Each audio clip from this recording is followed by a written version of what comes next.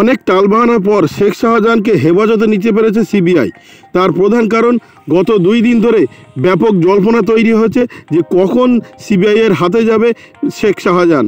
শেখ শাহজাহানের জন্যে হাইকোর্টের প্রধান বিচারপতি টি.এস. শিবগ্রামের নির্দেশ সত্ত্বেও রাজ্য সরকার তাকে সিবিআইয়ের হাতে দিতে চাইছিল না। বিভিন্ন অজুহাত দেখিয়ে তাকে, বিশেষ করে সুপ্রিম কোর্টে মামলা হয়েছে এমন অজুহাত দেখিয়ে আটকে রেখেছিল শেখ শাহজাহানকে। অবশেষে গতকাল হাইকোর্টের প্রধান বিচারপতি টি.এস. শিবগ্রাম জানিয়ে দেন যে বিকেল 4:30-র মধ্যে তাকে হস্তান্তর করতে হবে সিবিআইয়ের হাতে। তারপরে তাকে হস্তান্তর করে সিআইডি, এমনটা জানা গিয়েছে।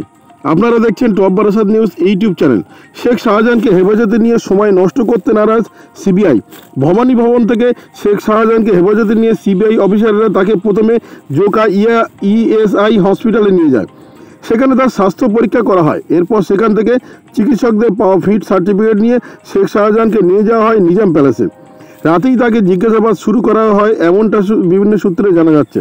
সন্দেশখালী কাণ্ডে ধৃত শেখ শাহজাহানের বিরুদ্ধে একাধিক অভিযোগ দায়ের করা হয়েছে। তার বিরুদ্ধে কেন্দ্রীয় এজেন্সি নতুন করে 3টি মামলা দায়ের করেছে। অতএব এইসব অভিযোগগুলোর উত্তর খুঁজতে সময় নষ্ট না করে রাতেই তাকে জিজ্ঞাসাবাদ শুরু করে সিবিআই। একাধিক অফিসারের প্রশ্নমাল ছুঁড়ে দেন শেখ শাহজাহানের দিকে। সূত্রের খবর, সিআইডি হেফাজতের মতোই শেখ শাহজাহানকে প্রায় সব প্রশ্নের উত্তর না জানি শব্দটি ব্যবহার করেছে। তবে ভবানী ভবনের বদলে বর্তমানে শেখ শাহজাহানের ঠিকানা হয়েছে নিজাম প্যালেস। সেই সব প্রশ্নের উত্তর কেন্দ্রীয় এজেন্সি সিবিআই পাবে বলে মনে করছে। এদিকে ভবানী ভবনের পিছনের দিকের গেট দিয়ে শেখ শাহজাহানকে বার করে পুলিশ নিয়ে যায় এসএসকেএম হাসপাতালে। বুধবার সন্ধ্যায় সেখানে চিকিৎসকরা শেখ শাহজাহানের স্বাস্থ্য পরীক্ষা করে ফিট সার্টিফিকেট দেন। এরপর শেখ শাহজাহানকে কড়া নিরাপত্তায় ফিরিয়ে আনা হয়েছিল ভবানী ভবনে। বুধবার সন্ধ্যার সময় শেখ শাহজাহানকে আদালতের নির্দেশ মেনে সিবিআইয়ের কাছে হস্তান্তর প্রক্রিয়া করে ভবানী ভবন। সুপ্রিম কোর্ট এবং হাইকোর্টের নির্দেশনামা নিয়ে এবং প্রচুর সংখ্যক কেন্দ্রীয় বাহিনীর জওয়ান নিয়ে বুধবার দুপুরে ভবানী ভবনে হাজির হয় সিবিআই। কিন্তু শেখ শাহজাহানকে হস্তান্তর করার আগে যেহেতু সে এতদিন সিআইডির হেফাজতে ছিল, তাই তার স্বাস্থ্য পরীক্ষা করানো খুবই জরুরি বলে মনে করছিল ভবানী ভবন।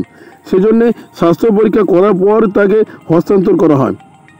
দুপুরের পর থেকে ভবানী ভবনের মেন গেট সহ সর্বত্র পুলিশের সংখ্যা বাড়ানো হয়।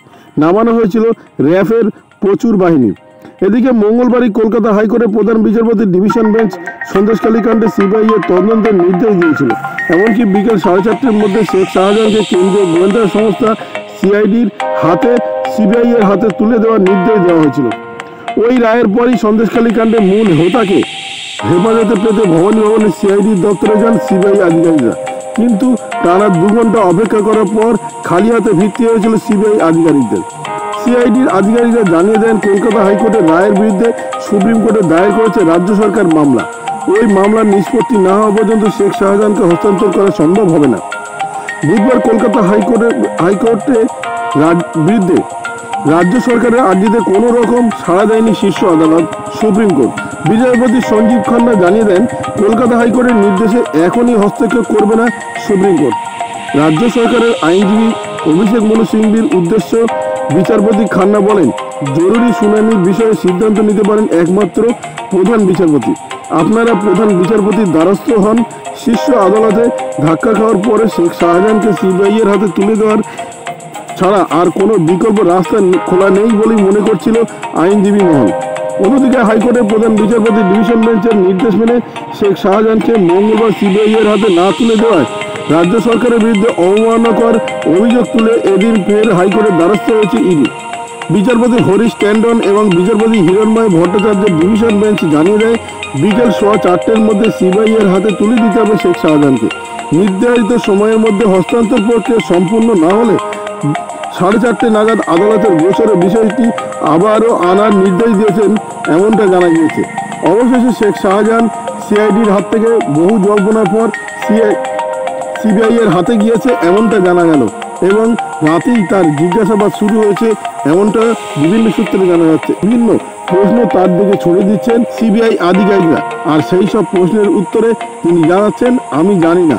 অতএব এখন মুখে কুলু বেঁধেছে, তবে সিবিআই আধিকারিকরা তাকে ছাড়ার পাত্র নয়, তার কাছ থেকে সব প্রশ্নের উত্তর খুঁজে বার করবেনই, এমনটা আশা সাধারণ মানুষের। ভিডিওটি আপনার কোনো প্রকার উপকারে লেগে থাকে অবশ্যই লাইক কমেন্ট শেয়ার করবেন, সেই সঙ্গে চ্যানেলটি সাবস্ক্রাইব করার অনুরোধ রইল। সবাই ভালো থাকবেন, সুস্থ থাকবেন।